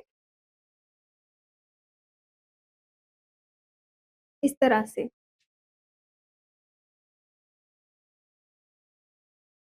और कहीं पे कुछ रह सकता है क्या अटैच, बस इतना, इस तरह से इनके सब्स्टिट्यूएंट्स होते हैं, राइट। तो पिनम रिंग में अभी आप देखो कि हमने क्या क्या मॉडिफिकेशंस किए। 2 पोजीशन पे हमने लगाए 2 मिथिल ग्रुप, 3 पोजीशन पे कार्बोक्सिलिक एसिड, तो basically now it is acid, right? That is why it is called as penicillinic acid because of the carboxyl group which is present below the plane. Then on the 6th position there is a side chain, okay? Amide वाला group होता है और बाजू में जो are group रहेगा वो change हो सकता है, फाइन। तो अभी आप देखो पेनिसिलिन का जो स्ट्रक्चर है ये स्ट्रक्चर फिक्स है, इसमें सिर्फ एक ही चीज चेंज हो सकती है, that is this R group, सिर्फ यही चेंज होता है इसमें। मतलब अभी जो ये तो मतलब जिसको बोलते हैं ये जनरल स्ट्रक्चर हो गया, तो हम जब एक एक पेनिसिलिन का स्ट्रक्चर देखेंगे तो हम देखोगे कि बाकी सब पार्ट सेम है, एक ही ग्रुप चेंज हुआ है, ये वाला आर ग्रुप, मतलब सिर्फ आर ग्रुप, और ये जो पार्ट है इसको बोलते हैं साइड चेन। तो पेनिसिलिन्स को अगर मॉडिफाई करना है तो आप उसका साइड चेन मॉडिफाई करते हो, मतलब ये आर ग्रुप मॉडिफाई करते हो, साइड चेन में आप मॉडिफिकेशन करोगे तो पेनिसिलिन्स के जो फार्माकोकाइनेटिक प्रॉपर्टीज होते हैं वो चेंज होते होते जाते हैं, ओके। और ये जो स्ट्रक्चर है जनरल स्ट्रक्चर, इसे हम बोलते हैं 6 अमाइनो पेनिसिलानिक एसिड। पेनिसिलानिक एसिड है क्योंकि COOH ग्रुप है इसीलिए एसिड, एंड 6 पोजीशन पे ये अमाइड वाला सब्स्टिट्यूशन है इसीलिए अमाइनो ऐसा बोला हुआ है। ये चेंज हो सकता है, अमाइड ग्रुप ही रहेगा ऐसा जरूरी नहीं है, इसीलिए 6 अमाइनो, ओके।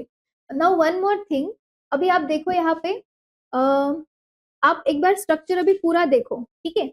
ये रिंग में जितने कार्बन है सबको देखो और मुझे बताओ, can you observe any chiral carbon in the structure of penicillins?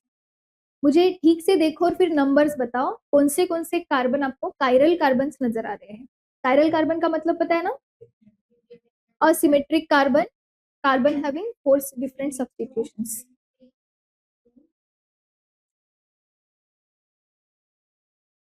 ठीक से देखो और बताओ। चलो everyone give me the answer, जो ऑनलाइन अटेंड कर रहे हैं वो भी बता सकते हैं चैट सेक्शन में, how many chiral carbons you can see and which carbons do you think are chiral? Okay, give the numbers in the chat section.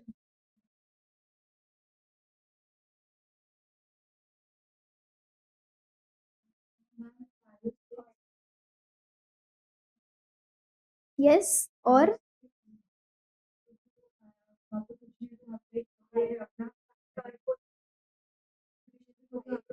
Yes, very good. So total कौन से 3, ओके। फर्स्ट वाला तो sulphur है तो वो तो applicable ही नहीं है, सेकेंड वाले पे 2 मिथाइल ग्रुप है so it's not chiral, third वाला जो है it will B chiral because of, देखो यहाँ से अलग सब्स्टिट्यूशन है, यहाँ नाइट्रोजन है, एक COOH ग्रुप है और fourth will be the hydrogen, okay. तो ये कायरल है तो इसे हम मार्क कर देते हैं, let's mark it as the chiral carbon. Then fifth wala again you can see ki it has all 4 substituents, fourth substituent will be hydrogen. Similarly sixth वाला जो है वो भी क्या है, chiral है, because यहाँ पे भी तीनों भी चारों भी साइड से 4 अलग अलग substitutions है, okay। तो total chiral carbon is also called as asymmetric carbon, तो total asymmetric carbon कितने हैं हमारे पास में, 3। so we have C3, then C5 and C6, ठीक है। जब भी हम कायरल कार्बन की बात करते हैं तो कायरल कार्बन को हमेशा R या फिर S कॉन्फ़िगरेशन असाइन किया जाता है, ठीक है। बाद में हम डिटेल में पढ़ने वाले हैं RS कॉन्फ़िगरेशन किस तरह से असाइन करते हैं। For now I am just going to mention कि कौन से कार्बन का क्या क्या कॉन्फ़िगरेशन है, ठीक है। तो ये जो 3 C3 वाला जो है it is having S configuration,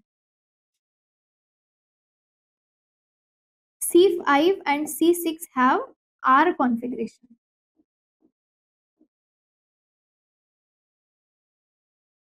Then one last point about the structure. अभी आप देखो कि इसमें ये COOH ग्रुप को देखो और ये 6 पोजीशन वाला जो अमाइड वाला बॉन्ड है इसको देखो.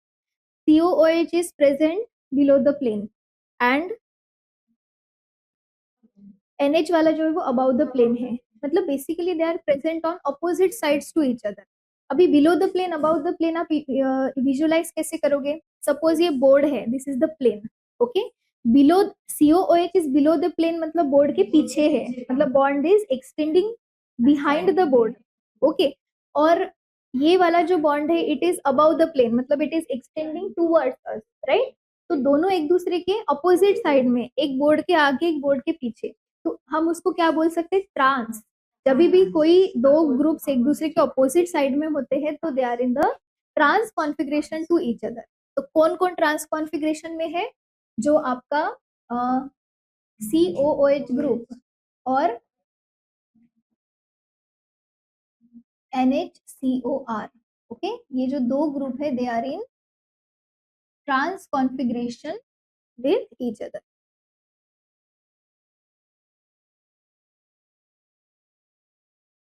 Okay, fine. तो ये हो गया पेनिसिलिन के स्ट्रक्चर के बारे में डिटेल्ड इंफॉर्मेशन.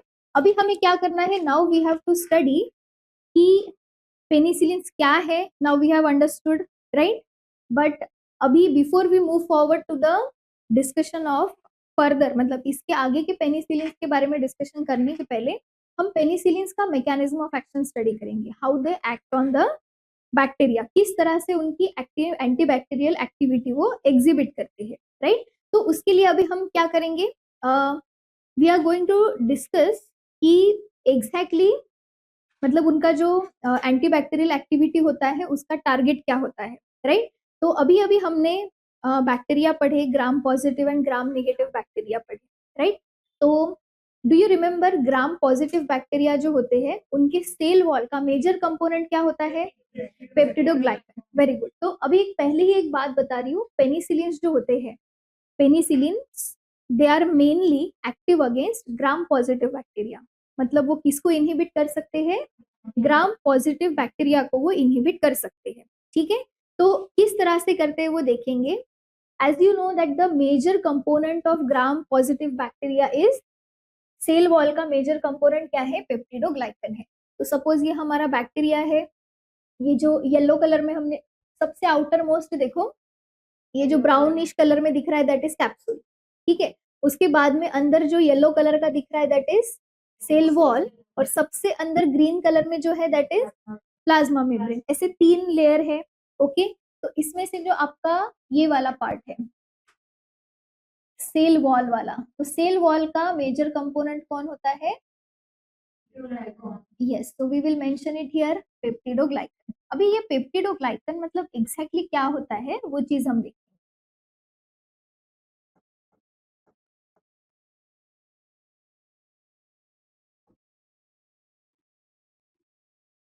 पेप्टिडोग्लाइकन जो होता है it is mainly made up of 2 components. एक कंपोनेंट उसका होता है एन एसिटिल ग्लूकोसामाइन और दूसरा कंपोनेंट होता है N acetyl muramic acid. In short they are called as NAG and NAM. ठीक है, एक बार आप नोट डाउन कर लीजिए अपने पास में कौन से 2 कंपोनेंट है. There is NAG. This is one component. It is called as N-acetyl glucosamine.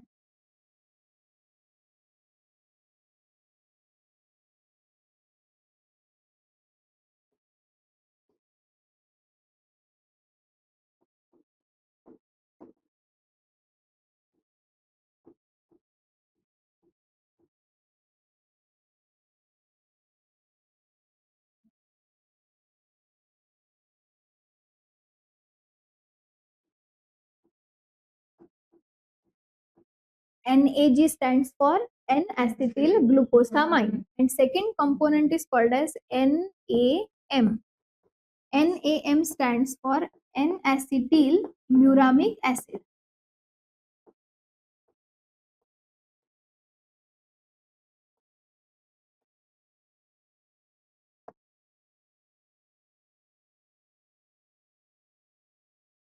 ठीक है, ओके। तो ये हो गए दो कंपोनेंट। तो बेसिकली पेप्टिडोग्लाइकन रिंग जो है वो तब बनता है जब ये दो कंपोनेंट्स एक दूसरे के साथ में ज्वाइन टुगेदर होते हैं, ठीक है। So I am just going to shorten it here. अभी देखते हैं कि इनका ज्वाइनिंग कैसे होता है। पेप्टिडोग्लाइकन जो होता है उसका स्ट्रक्चर काफी कॉम्प्लेक्स है, ठीक है। Basically peptidoglycan is the major component of gram positive bacteria, जिसकी वजह से ग्राम पॉजिटिव बैक्टीरिया को काफी स्ट्रॉन्ग प्रोटेक्शन मिलता है, क्योंकि पेप्टिडोग्लाइकन ये एक एकदम ऐसा स्ट्रॉन्ग वाला कंपोनेंट होता है, तो जो सेल वॉल को बहुत रिजिडिटी देता है, ठीक है। किस तरह से वो रिजिडिटी प्रोवाइड करता है, उसी के लिए पेप्टिडोग्लाइकन का स्ट्रक्चर हम अभी यहाँ पे स्टडी कर रहे हैं। तो एज आई टोल्ड यू कि स्ट्रक्चर के दो कंपोनेंट है, NAG एंड NAM, ओके। तो बेसिकली जब दोनों एक दूसरे को ज्वाइन होते हैं तो ज्वाइन किस तरह से होते हैं, जो NAG एंड NAM होते हैं they are basically attach to UDP। UDP मतलब यूरिडिन डाइफॉस्फेट, ठीक है। तो UDP के साथ में NAG अटैच रहेगा, उसी तरीके से UDP के साथ में ही NAM अटैच रहेगा।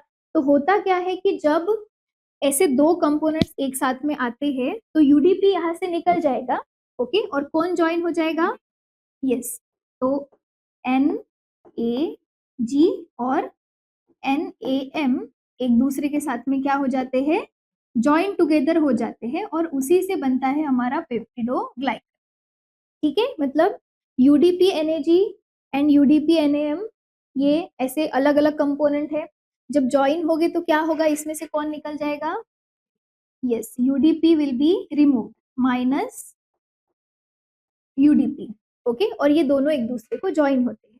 अब थोड़ा डिटेल में देखेंगे कि ज्वाइनिंग एग्जैक्टली किस तरह से होता है।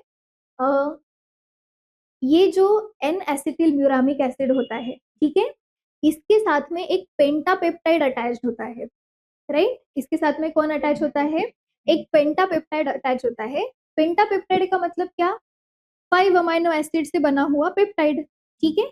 तो ये 5 अमाइनो एसिड्स कौन से हैं वो देखते हैं। ये सीक्वेंस होता है L alanine, D glutamic acid, L lysine, alanine and फिर से एलानिन। तो ऐसे 5 अमाइनो एसिड्स का ये पेप्टाइड है, इसीलिए हम उसको पेंटापेप्टाइड बोल रहे हैं। तो ये पेंटापेप्टाइड जाके किसको ज्वाइन होता है, NAM को, ठीक है। NAM एंड पेंटापेप्टाइड ऐसे दोनों मिलके फिर किसको ज्वाइन होते हैं, NAG को ज्वाइन होते हैं। मतलब ये एकदम शॉर्टकट तरीका हो गया दोनों का ज्वाइनिंग बताने का, ये उनका डिटेल वाला स्ट्रक्चर हो गया, ओके। तो NAM के साथ में पेंटापेप्टाइड और NAM will bind to NAG। तो ये जो है ये अभी सिर्फ एक सिंगल यूनिट है। अभी ऐसे जो यूनिट्स है ये आपस में जब बाइंड करते हैं तब बनता है पेप्टिडोग्लाइकन। मतलब क्या, this is one unit NAM NAG वाला, ऐसा दूसरा यूनिट भी है इसके साथ में, और एक तीसरा यूनिट रहेगा। और अभी ये जो यूनिट्स है ये जब आपस में ज्वाइन होंगे तब क्या बनेगा, तब जाके पेप्टिडोग्लाइकन बनेगा, ओके। तो अभी इनका जो आपस का ज्वाइनिंग होता है वो किस तरह से होता है वो हमें देखना है, राइट। तो इनका जो आपस का ज्वाइनिंग होता है वो ज्वाइनिंग होने के लिए यहाँ पे दो चीजें एक साथ में होती है, fine. So what is going to happen कि अभी देखो ये जो एक यूनिट है इसमें से लाइसिन और जो दूसरा यूनिट है उसमें से डी एलानिन, इन दोनों के बीच में क्या हो जाएगा, बॉन्ड बन जाएगा। मतलब what is going to happen, कौन एक दूसरे के साथ में बॉन्ड बनाएंगे, यस,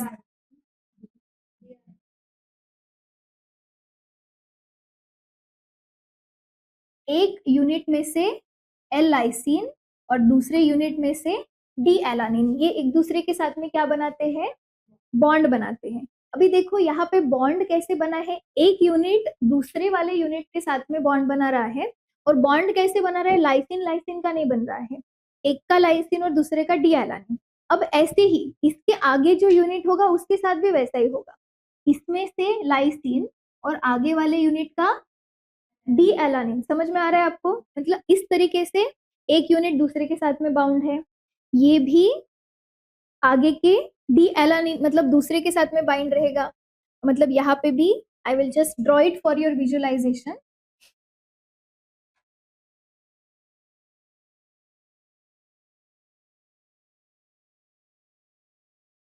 यहाँ पे भी एक यूनिट का डी एलानिन रहेगा, ठीक है। तो ये वाला जो लाइसिन है it will form bond with that particular D alanine. Similarly इसका जो डी एलानिन है वो भी इसके पहले वाले के लाइसिन के साथ में बॉन्ड बनाएगा। मतलब समझ में आ रहा है क्या? बेसिकली मतलब एक यूनिट दूसरे यूनिट के साथ में दो पॉइंट ऑफ कांटेक्ट से अटैच रहेगा। समझ में आ रहा है? एक का लाइसिन दूसरे का डी एलानिन। तो ये जो प्रोसेस है इसे बोलते हैं क्रॉस लिंकिंग होना। क्रॉस लिंकिंग क्यों बोला, समझ में आ गया आपको?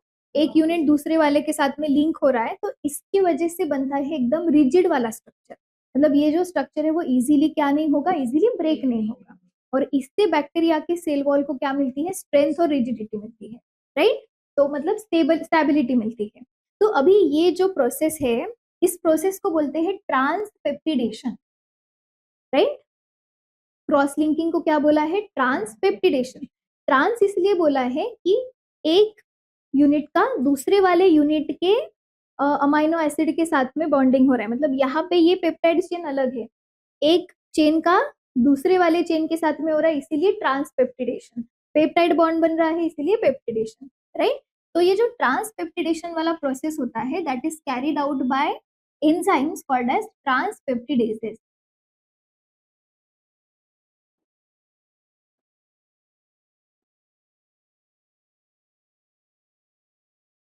ओके, तो ये कौन सा एंजाइम कैरी आउट करता है, ये ट्रांसपेप्टिडेशन, ट्रांसपेप्टिडेज कैरी आउट करते हैं। ओके, और इसी प्रोसेस को हम क्या बोलते हैं, this process is called as the cross linking process.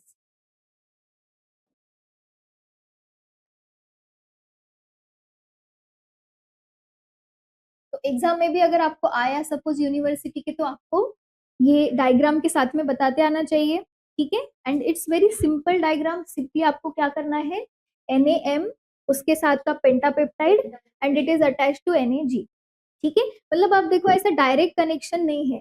अब ये NaM Nag और Nag ऐसे डायरेक्ट NaM को कनेक्टेड नहीं है, कनेक्शन कैसा है, काफी कॉम्प्लेक्स वाला है।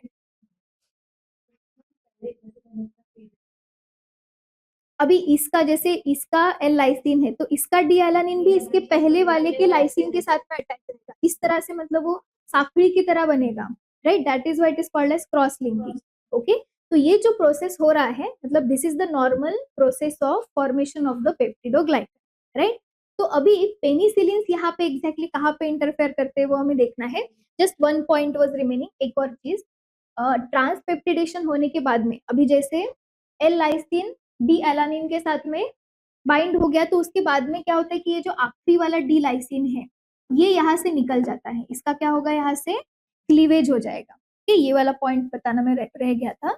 दे will B cleavage of the terminal D alanine. सिर्फ इसी का होगा ऐसे नहीं, सभी का होगा।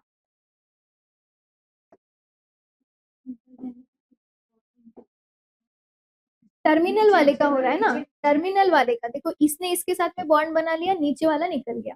सिमिलरली ये डी एलानिन इसके पहले वाले के एल लाइसिन के साथ में बॉन्ड बनाएगा और टर्मिनल एंडिंग वाला जो डी एलानिन है वो क्या होगा, निकल जाएगा। तो याद रखो डी एलानिन दो है एंडिंग में, राइट। तो टर्मिनल वाला आखिरी वाला एक डी एलानिन क्या होगा, वहां से निकल जाएगा। कब निकलेगा, क्रॉस लिंकिंग होने के बाद में। ऊपर वाले के साथ क्रॉस लिंकिंग हो गया, जैसे इसका भी क्रॉस लिंकिंग इसके पहले वाले के साथ में होगा ना, ठीक है। तो उसके बाद में ये डी एलानिन निकल गया, इसका इसके साथ में क्रॉस लिंकिंग हुआ, इधर का डी एलानिन निकल गया। सिमिलरली एल लाइसिन का आगे वाले के डी एलानिन के साथ क्रॉस लिंकिंग होगा, नीचे वाला डी एलानिन रिमूव हो जाएगा। ओके, तो ऐसा क्रॉस लिंकिंग का प्रोसेस होता है। और अभी इस प्रोसेस में पेनिसिलिन यानी कि बीटा लैक्टम एंटीबायोटिक्स कहाँ पे इंटरफेयर करते हैं, तो बीटा लैक्टम एंटीबायोटिक्स जो है दे inhibit the transpeptidase enzyme.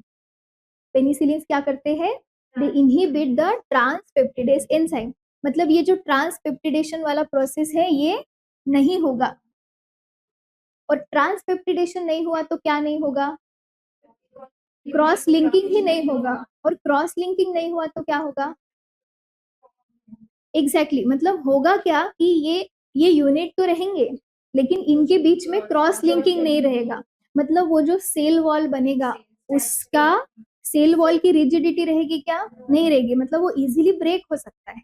Okay, तो वही होता है एग्जैक्टली पेनिसिलिन या फिर बीटा लैक्टम एंटीबायोटिक्स जब आप एडमिनिस्टर करते हो तो beta lactam antibiotics inhibit the transpeptidation process. So the formation of cross linking is inhibited. Okay, तो क्रॉस लिंकिंग ही नहीं होता है तो जो सेल वॉल बनेगा एकदम वीक बनेगा। ओके, तो वो सेल वॉल क्या हो जाता है? बर्स्ट हो जाता है बाद में, जिसकी वजह से सेल का क्या हो जाएगा? डेथ हो जाएगा। राइट, एकदम सिंपलिस्टिक बता रही हूँ मैं आपको, उसके कॉन्सिक्वेंसेस क्या होंगे। राइट, तो याद रखो ये जो क्रॉस लिंकिंग होता है it is responsible for the rigidity and stability of the cell wall.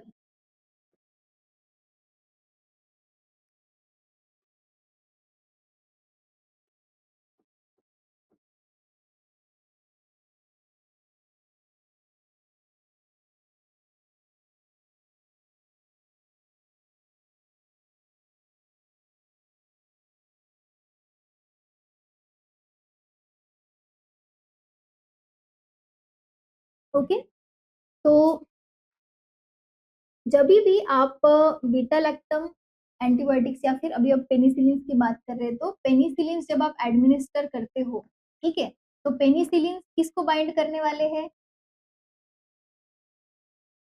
Penicillin will bind to the transpeptidase enzyme. तो ये जो ट्रांसपेप्टिडेज एंजाइम है it is also called as the penicillin binding protein. It comes under the category of penicillin binding protein. In short, penicillin binding proteins are written as PBPs. ठीक है, तो penicillin binding proteins मतलब bacteria के cell में कुछ ऐसे proteins होते हैं जो कि पेनिसिलिन के साथ में बाइंड करते हैं। ठीक है, तो उसमें से ही एक एग्जाम्पल कौन सा है पेनिसिलिन बाइंडिंग प्रोटीन्स का? Transpeptidase is one of the example of the penicillin binding proteins. Right, हमने पेनिसिलिन बाइंडिंग प्रोटीन्स को इवन डिस्कस भी किया है कीमोथेरेपी के बेसिक प्रिंसिपल्स में in one of the resistance mechanism. Okay, अगर आपको याद होगा तो हमने ये डिस्कस किया था कि कुछ कुछ ऐसे बैक्टीरिया होते हैं that develop resistance bye altering the penicillin binding proteins. ठीक है, पेनिसिलिन एक्शन कब कर पाएंगे? जब वो पेनिसिलिन बाइंडिंग प्रोटीन के साथ बाइंड करेंगे तभी ना। पेनिसिलिन जब ट्रांसपेप्टिडेज के साथ में बाइंड करेंगे तभी वो क्रॉस लिंकिंग को इनहिबिट कर पाएंगे। लेकिन अगर बैक्टीरिया ने इसको ही बदल दिया, इसमें ही कुछ अल्टरेशन कर दिया, तो पेनिसिलिन उसके साथ बाइंड नहीं करेगा और फिर बैक्टीरिया का डेथ भी नहीं होगा। ओके, मतलब क्या होगा? पेनिसिलिन की जो एक्शन है वो उसके ऊपर हो नहीं पाएगी। That is one of the resistance mechanism. Right, तो आपको पेप्टिडोग्लाइकन सिंथेसिस का प्रोसेस समझ में आ गया। ठीक है, तो अब इसके कॉन्सिक्वेंसेस क्या होते हैं वो हम देख लेते हैं, then we will stop here. Fine, ये पक्का पूरा समझ में आ गया है? ओके, चलो, तो अभी इसके कॉन्सिक्वेंसेस क्या है? They are very easily understandable. क्योंकि सेल वॉल का सिंथेसिस ठीक से नहीं हो रहा है, सेल वॉल बनेगा लेकिन उसमें क्रॉस लिंकिंग नहीं रहेगा। Right, so the cell wall will not be rigid, it won't be stable. Right, तो होता क्या है कि ठीक से नहीं बनती है। तो व्हेन जब बैक्टीरिया बीटा लैक्टम एंटीबायोटिक्स के प्रेजेंस में डिवाइड करते हैं, देखो जो बैक्टीरिया का सेल वॉल ऑलरेडी बना हुआ है उसके साथ में कोई प्रॉब्लम नहीं होने वाला क्योंकि उसका तो पहले से ही बना है ना। लेकिन जब बैक्टीरिया मल्टीप्लाई करते तब नया बैक्टीरिया बनता है, तो जब न्यू बैक्टीरिया जब बनेगा तो उसका सेल वॉल बनेगा। लेकिन अगर वहां पे पेनिसिलिन्स है तो पेनिसिलिन्स के प्रेजेंस में उसका सेल वॉल ठीक से बनेगा क्या? नहीं बनेगा। तो ऐसे वाले बैक्टीरिया को बोलते हैं सेल वॉल डेफिशिएंट बैक्टीरिया। ठीक है, तो जो न्यू बैक्टीरिया बनेंगे मल्टीप्लीकेशन के बाद में they will be cell wall deficient. Deficient मतलब रहेगा but it won't be proper rigid वाला सेल वॉल नहीं रहेगा। तो उसकी वजह से प्रॉब्लम क्या होता है कि अगर सपोज बैक्टीरिया का देखो अभी सेल वॉल ठीक से नहीं बना है तो हम उसको इस तरह से शो करेंगे to show that the barrier is not complete. Okay, let's say that this is the bacteria. तो अब होता क्या है कि बैक्टीरिया का अंदर का जो साइटोप्लाज्म रहेगा, ठीक है, the cytoplasm of the bacteria is hypertonic, मतलब अंदर का ऑस्मोटिक प्रेशर कैसा रहता है? ज्यादा रहता है।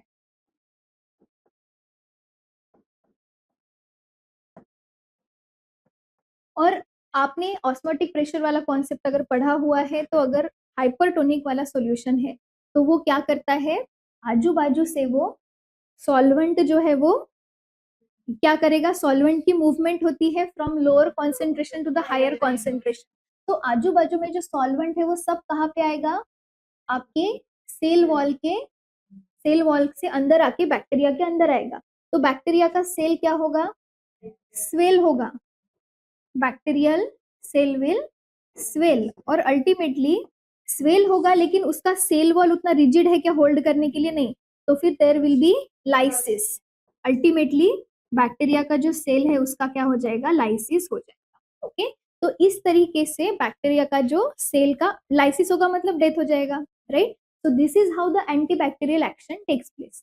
अब क्वेश्चन ये है कि ये जो एंटीबैक्टीरियल एक्शन है वो कौन से बैक्टीरिया पे होगी, ग्राम पॉजिटिव पे, ग्राम निगेटिव पे, या दोनों पे?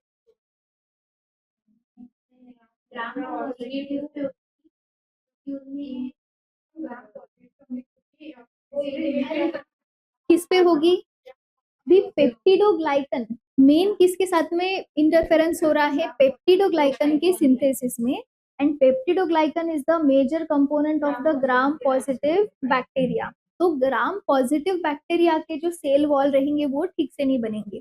ग्राम निगेटिव में भी पेप्टिडोग्लाइकन रहता है लेकिन बहुत थोड़ा सा रहता है, major component is the lipid, right.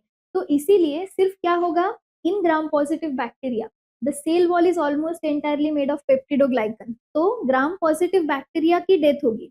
Gram negative bacteria के ऊपर कुछ भी खास फर्क नहीं पड़ेगा, मतलब antibacterial action will be only on gram positive bacteria. इसीलिए हम बोलते हैं that the penicillins are active only against the gram positive bacteria. ठीक है, बाद में स्ट्रक्चरल मॉडिफिकेशंस वगैरह करने के बाद में कुछ ऐसे भी पेनिसिलिन्स बनाए गए हैं जो कि ग्राम नेगेटिव बैक्टीरिया पे भी एक्ट करते हैं। ठीक है, जो क्लासिफिकेशन हम कल डिस्कस करने वाले हैं कि मतलब बेसिकली जो ओरिजिनल जिसको बोलते हैं ना फर्स्ट जनरेशन पेनिसिलिन जो था, जो पहला अलेक्जेंडर फ्लेमिंग ने डिस्कवर किया हुआ, it was active only against gram positive bacteria. बाद में फिर हमने क्या किया, एक्सटेंडेड स्पेक्ट्रम वाले बनाए जो कि ग्राम नेगेटिव को भी इनहिबिट कर सकते हैं। ठीक है, so tomorrow we are going to continue our discussion about the penicillins. हम पेनिसिलिन्स के जनरेशंस देखेंगे और एवरी जनरेशन के पेनिसिलिन्स की हम डिटेल में केमिस्ट्री और उसके यूजेस डिस्कस करेंगे। फाइन, आज जो भी डिस्कस किया समझ में आया आपको? ओके, तो रीड करके आना कल टेक्स्ट बुक में से, केडी त्रिपाठी में से, और हेटेरोसाइकल्स भी रिवाइज करके आने क्योंकि कल से हम स्ट्रक्चर भी देखेंगे। फाइन, चलो, so we will stop here today, we will continue from the classifications of penicillins tomorrow.